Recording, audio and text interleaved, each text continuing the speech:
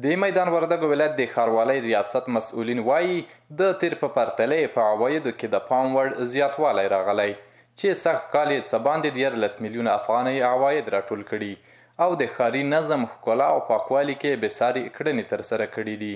دا کال موږ تر دغه دمه پورې چې دا 3 ربع تقریبا پوره شوې د دې کال موږ 14.6 میلیونه عواید لرو او مصارفو که ووایو نو 14.3 تقریبا موږ مصارف لرو.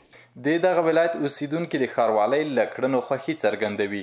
وایي په ښار کې ښه نظم رامنځته شوی او د ښار بڼې ته یې لا زیاته ښکلا ور په برخه کړې. ښاروالۍ خو موږ ته ډېر کړنې کړي دي.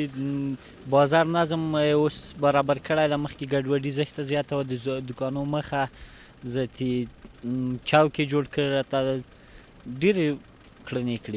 دوه چوکې جوړ کړي راته او کټارې راته جوړې کړې، دواړه سړکو مابین کې کټارې جوړې کړې. اوس به ټکر له مثال چې نه تیارې خونه خلک راوځي موټر وهي یا موټرسایکل وهي. موږ له ښاروالۍ د کړنو نه ډېره مننه کوو.